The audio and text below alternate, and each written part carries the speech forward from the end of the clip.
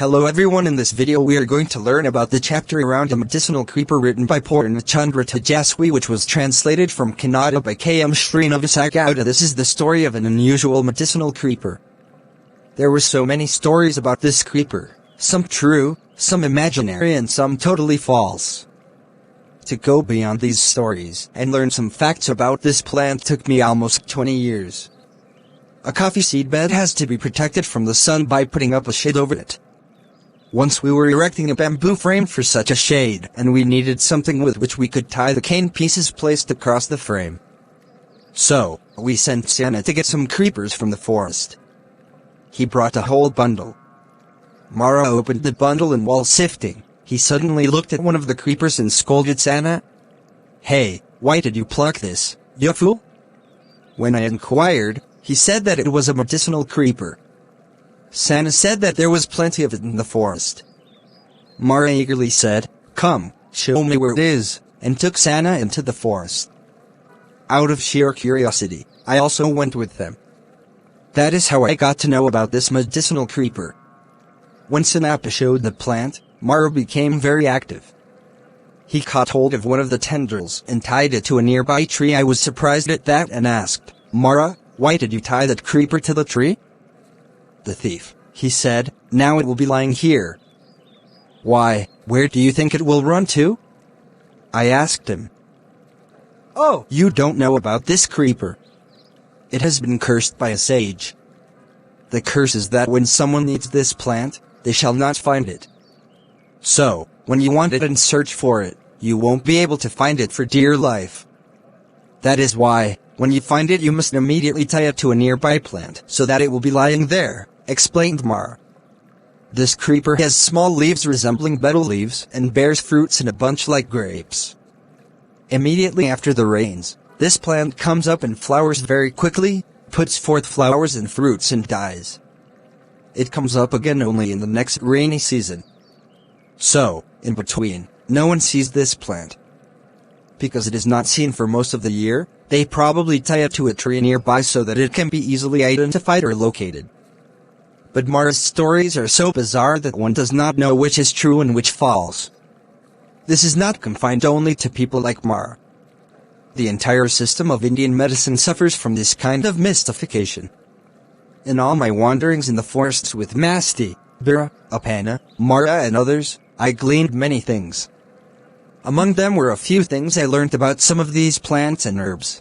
Now the forests are disappearing and the people who know about these things are also leaving us one by one. One must realize that if one disappears, the other becomes useless. I am very keen to share the information I have with someone. Someone should be aware of these things, but whenever I try to discuss the unique properties of these plants and herbs with my doctor friends, they become annoyed, call me ignoramus, and even squabble with me. That day, the Mara, tying up the plant, praised it to the sky saying that every inch of it was medicinal. He did not tell me what exactly it cured. Whether he did not want to tell me or simply did not know, I can't say. I didn't force him. Mara spun such exciting yarns that instead of tying it to the tree, even if he had tied the creeper around his own neck, people were not likely to take him seriously. But his stories were marvelous even when they were not true. One day, it seems Mara had gone to the forest to bring some bamboo shoots home. With his hands thrust through the bamboo cane when he was cutting the shoot, he accidentally cut his hand. The sharp sickle had apparently cut an artery, and it started bleeding copiously in spurts. Everyone around was alarmed, and someone brought some leaf, pressed it against the wound, and bandaged it with a cloth torn from one of their lungs. Mara held his wounded hand carefully so that it would not shake too much and went to the white man at Hilahindalu for proper dressing and treatment. The white man got out his first aid kit, cotton, medicines, antibiotic powder, etc., opened the bandage and removed the leaf. Surprise! There was no blood, no wound, in fact no sign of any wound having been there. Now the white man became angry with Mara. "You fool, are you joking?" he shouted. Mara showed him all the blood on his clothes and body and cringed before him, saying that he was not lying. Looking at all this, the Englishman believed Mara. He took the leaf that had been kept on the wound and told Mara, "Show me the plant from which you plucked this leaf," I will give you my entire plantation."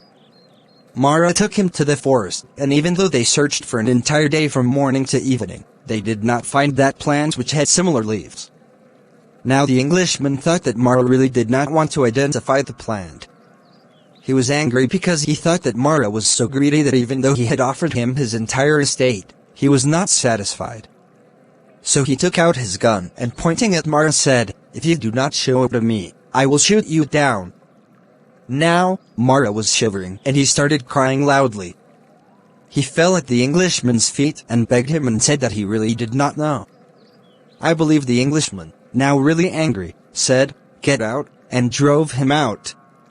Hearing this story, I also showed my irritation and said, "Yours is a cock and bull story. Totally fabricated. If you had gone and searched near the bamboo bush where you hurt your hand, would you not have found the leaf? And the plant?" To which he replied with another story that the mongoose and the cockle crow pheasant also knew about this plant, and that when they go hunting snakes, if they are bitten by poisonous snakes they immediately chew this leaf and thus cure themselves. Mara did not have any teeth on the right side of his mouth. He had to chew everything on the left side. He was aged and perhaps they had fallen off naturally, but why only one side? I was curious. One day, I asked him how he had come to lose all the teeth only on one side. He told me an interesting story. It seems that they had fallen out long ago and not as a result of his advancing age. Once he had laid a trap in the forest to catch rabbits. He was worried that somebody else may get there before him in the morning and take away his catch. So he went into the forest before daybreak. The trap was empty. No rabbit had walked into it. Since there was a stream flowing nearby, Mara decided to brush his teeth and wash his face before trekking back home. When he broke a small stick from a nearby plant to brush a third or fourth time, he felt a sour taste in the mouth. He thought that there was something wrong with the stick and threw it. Before he could try another stick, he wanted to rinse his mouth. He took some water from the stream, put it into his mouth, and after turning it around in his mouth, spat it out. Surprise! All the teeth, which had been touched by that stick, tumbled out of his mouth. Thank God. I was saved because I had not brushed all the teeth. Otherwise, I would not have had any teeth left to eat even rice. I rebuked him, "Hey Mara, if you want to tell lies, they must at least be believable."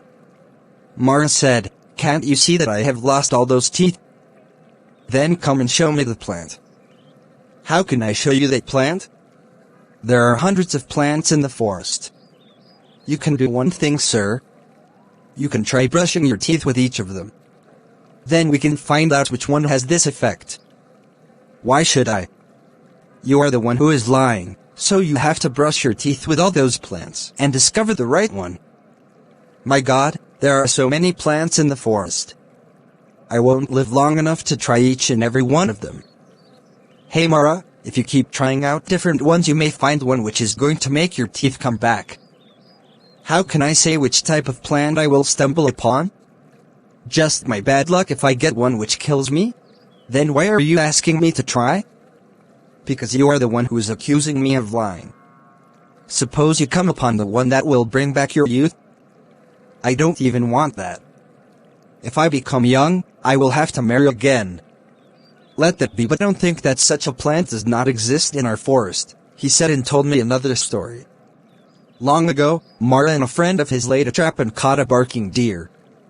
As they had to divide it equally between them, they took it near to the stream, skinned it, cleaned and divided the meat. They wrapped their portions in some leaves and brought them home. In Mara's house they got ready to cook. They prepared the masala with spices, put the water to boil and opened the packet to take out the meat. Surprise of surprises. Instead of the meat, there was a live wild buck. The moment it saw Mara, it jumped up and ran out of his house. When Mara was trying to catch it, as usual, Mara's wife ignorantly took the leaves and threw them into the fire. When I heard this story, I was speechless and I did not ask Mara for any elaboration or explanation, because this was the height of his inventive genius. It is no wonder that the white man of Hilihindalu was prepared to give away his entire estate in exchange for these wonder plants. Now it has been a long time since I sold that estate, and Mara is also dead and gone. It is difficult to dismiss all of Mara's stories as bunkum. Some little detail remains to bother your conscience. The total disinterest that Mara showed in trying to argue with us or convince us, for that matter, to lie or tell the truth, continues to bother us. After a long time, Mara's medicinal creeper was back in the news. This time I saw Pan tying it to a nearby tree. I asked him whether he knew its uses. He did not know. I believe if you squeeze the juice of these leaves, milk becomes hard, he said. I thought that probably the leaf of this creeper must be sour. When you squeeze something sour into the milk, it spoils and curdles. I thought this was being mistaken for hardening of milk. I asked Apana, have you seen it happen? That is what people say. Where can I find milk for all such experiments? He replied. Is there any basis for the stories that are spread about these plants and herbs?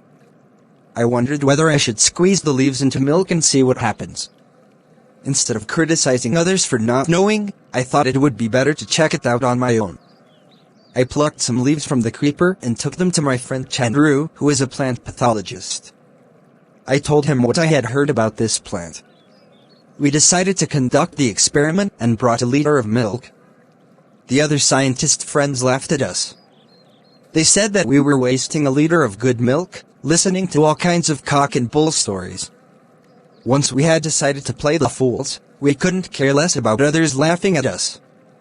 So we put the milk and leaves into a mixer and switched it on. After they were thoroughly mixed, we poured it out into a vessel. We watched for some time to see whether it would become curdled or remain as it was. Nothing happened for a couple of minutes.